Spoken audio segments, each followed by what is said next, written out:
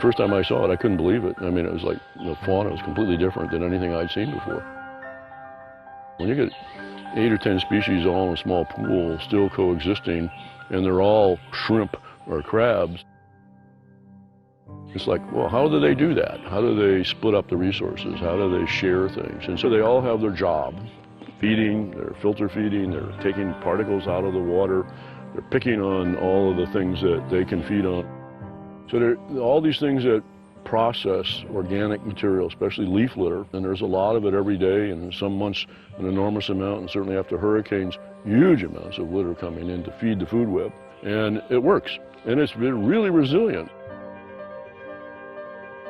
If you put out a trap in one of the ways that we sample our shrimp, and you pull it up and you see hundreds, literally hundreds in each trap, people's eyes light up and say, oh my goodness, like, that's a lot of shrimp. Yeah, and they're doing a lot of work. The kinds of places where the shrimp like to be are exactly the same places where the people like to be. The reason that they like the same places that our shrimp do is the shrimp are keeping it clean. And they're sweeping off the sediment from the bottom.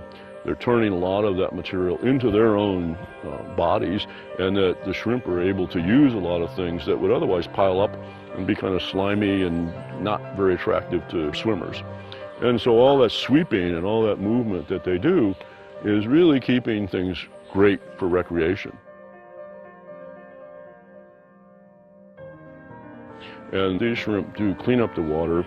They're filter feeding out a lot of organic material and turning it into shrimp, which turns into fish food and various other kind of things within the food web.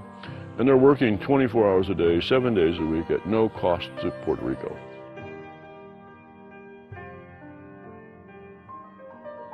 In order for this system to work in the mountains and for water quality to be available and clean to the public outside the forest, outside the mountains, we really have to have connectivity. We have to have a really good way for shrimp to migrate upstream and downstream. Same with the fishes, same with the snails. And when you start planning, where do you divert the water? And do you have a dam in the channel or a reservoir off channel? Those are important decisions for maintaining these species. So we're hoping that more and more people appreciate what is living in the river and start to think about, well, how can we keep it that way? Because it does provide a lot of important ecosystem services, as we call them. Yeah, that's right. Shrimp, crawfish, crab, lobster, and other different shellfish and other different bottom feeders, the service to the ecosystem is to keep the waters clean. They serve as a trash man for the waters. That's not something that you eat, clown. You don't eat that. You don't eat shrimp. Now let's deal with this Bible. This is the book of Deuteronomy 14. Let's start in verse 9. These ye shall eat of all that are in the waters.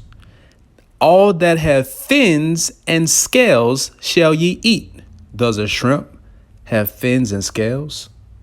Crawfish, crab, lobster, clams, oyster, even catfish. Do they have fins and scales? The answer to that would be no, right? So you ain't supposed to eat that.